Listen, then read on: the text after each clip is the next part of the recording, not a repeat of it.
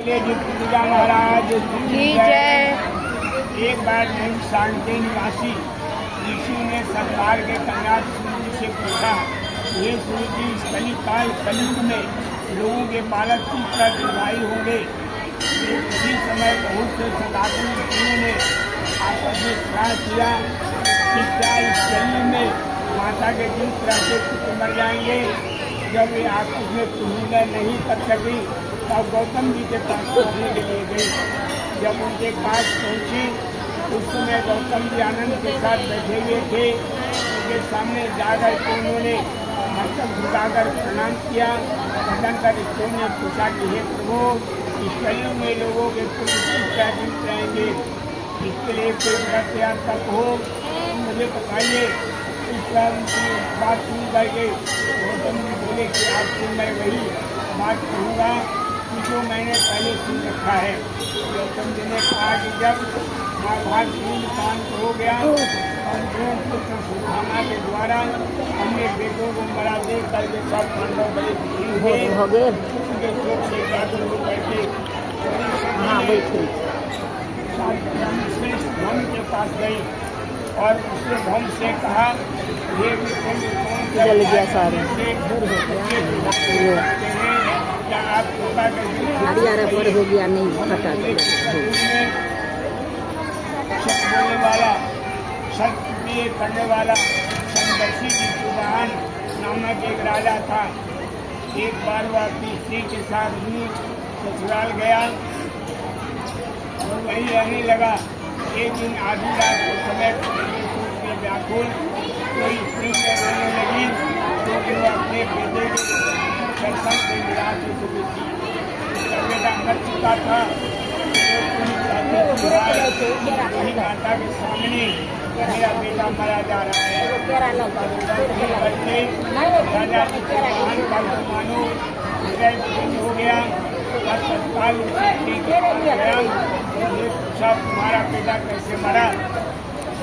बूढ़ी ने कहा, जरूर प्रतिदिन आकर के गाँव के लड़के को आ जाता है। इस पर दयालु राजा ने कहा, माता आप रो मत, आनंद से बैठो, मैं तुम्हारे बच्चे को बचाने का ऐसा कह करके राजा स्थान पर गया जहाँ जरूर आकर के खाया करता था।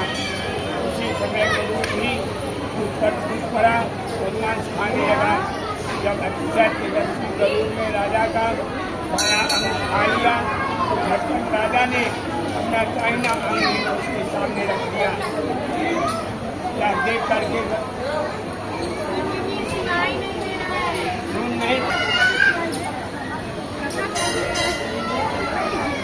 बात जाके खूब बात करो। हमने दाहिना अंग फिर कर गरुड़ के सामने रख दिया। आगे करके गरुड़ ने कहा, तुम कोई देवता हो, कौन हो, तुम मनुष्य नहीं जान सकते। अच्छा अपना जन्म और कोई बात पूछे, फूल बताओ। मेरा से व्याकुल होने वाले राजा ने एक अच्छे राजनेता के खाना प्यार है, तुम अपनी इच्छा पर मेरा मान खाओ। या सुन करके गरुड़ उठ गए और बड़े आदर के साथ राजा के जन्म और फूल की बात कहने लगे। राजा ने कहा, मेरी माता का नाम सत्या और मेरे पिता का नाम अभिवाहन है।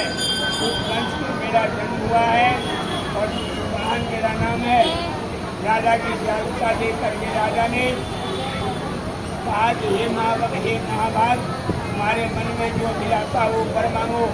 राजा ने कहा कि मुझसे पक्षीराज, यदि आप मुझ पर दे रहे हैं वह वर दीजिए कि आपने अभी तक मुझे प्राणियों को खाया है, सब जीत हो जाए। एक स्वामी, आपसे आप यहाँ बालकों को न खाएं और कोई ऐसा उपाय करें कि यहाँ जो उत्पन्न हो ये लोग कुर्सियों पर जीत रहे। उन्होंने कहा, जरूर बच्चे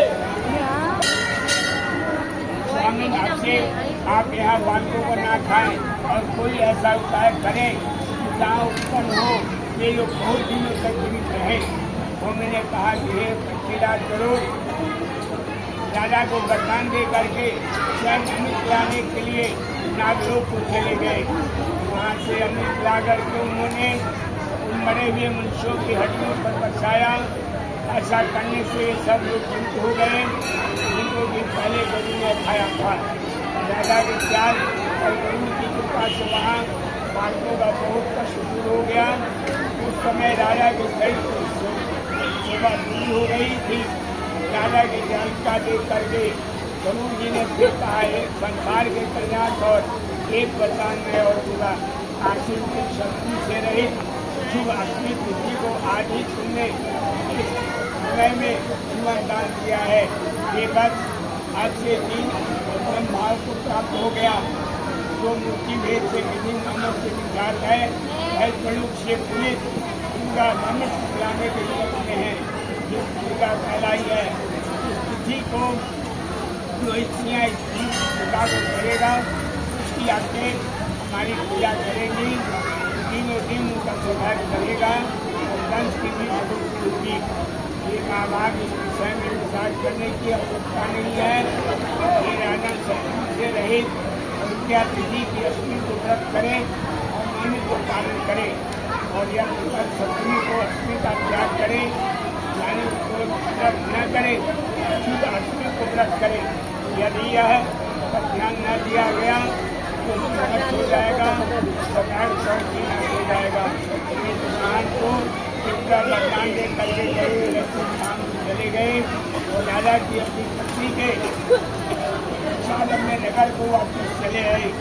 हम से कहते हैं कि हे देवी, मैंने अतिशय दुर्लभ से आपको बताया है, विपद के करने से बच्चे दुखाई होते हैं। हे देवी, तुम भी पूरी विधि से दर्शन और दुर्गा जी का पूजन करो।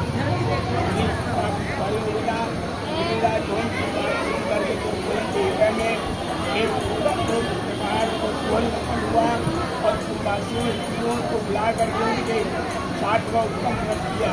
गौतम जी ने कहा, जब व्रत और उसके प्रभाव से किसी चीज ने सुन लिया और वह अपनी सती सियारनी को बताया। उसके बाद सभा कर चील ने और उसी विष के कोटे में बैठकर सियारनी ने व्रत करी। फिर भी वह पूरी ब्राह्मण से मुख से कथा सुनी आई। पीपल के खोटे में बैठे सियारनी को उन्होंने कथा सुनाया। कथा सुनी थी, उसके धूप लग गई और उसी समय 100 से भरे हुए संस्थान को पहुंची। वहाँ इच्छावर मांस का भोजन किया। चील बिना कुछ खाए पिए रह गई और सवेरा हो गया। तो सवेरे को गौशाला में गई, गौ का दूध पी लिया। इस नवमी को उसने पालन किया। अयोध्या में किसी व्यापारी के घर में दोनों पिन्नी छूटी हुई। वे दोनों सभी लक्षणों से सखी, ये बड़ी लड़की काशी राज के साथ और छोटी लड़की मंत्री के साथ अग्नि के सामने कर रही गई। कुलगंज के कर के फल से मृगनयनी राजधानी हुई। किसी भी संतान को प्राप्त करती थी, मर जाता था। और कुलगंज के बातों को स्मरण करने वाली मंत्री को की पत्नी अश्य बच्चों को पैदा करी। आगे बच्चे लिए और सभी दूध आ गए। अपनी बहन के पुत्रों को दूध देकर 20 वर्ष पत्नी ने अपने स्वामी से कहा कि यदि तुम उनको दूर करना चाहते हो तो इस मंत्री के पुत्रों को वहीं भेज दो जहाँ मेरे बेटे गए हुए हैं, अर्थात माता। सुन करके राजा ने उस मंत्री के पुत्रों को मारने के लिए कई बार उपयोग किए, पर मंत्री की पत्नी की पिता के पुत्र बल से बचा लिया। एक राजा ने अपनी आदमियों से उन पुत्रों को सिर कटवा करके पिटारी को रखवाया और पिटारी उनकी माता पत्नी मंत्री के पास भेज दिया। किंतु वे आठों फिर मंत्री के औलाद हो गए और भरे चंगे वे आठों लड़के अपनी माता के पास आ गए। उनको जीवित देख करके राजपत्नी को बड़ा विस्मय हुआ। अंत में वह पत्नी को मंत्री के पत्नी के पास आई और उनसे पूछा, बहन तुमने कौन सा ऐसा पुण्य किया कि जिससे बार बार मारे जाने पर भी तुम्हारे बेटे नहीं मरे। इस पर मंत्री की पत्नी ने कहा, जन्म में चील थी और तुम सियारनी, हमें और तुमने साथ साथ पिता का व्रत किया था। तुमने व्रत के नियम को पालन नहीं करी थी, मैंने किया था। इसी दोष से ये बहन तुम्हारे बेटे जीते नहीं, मर जाते हैं। हे राजरानी, अब भी इस पिता के व्रत को करो तो तुम्हारे बेटे को लायु मिली। मैं इससे सच कह रही हूँ कि राजा अडवाणी ने भी व्रत किया। सभी में कई बेटे सुंदर और दीर्घायु हो करके बड़े बड़े राजा हुए। क्योंकि कहते हैं इस प्रकार का आनंद देने वाला मैंने अधिक व्रत बतलाया है। स्त्रियाँ चिरंजीवी संतान चाहती है तो विधि पूर्वक इसका पूजन करें। क्या करें?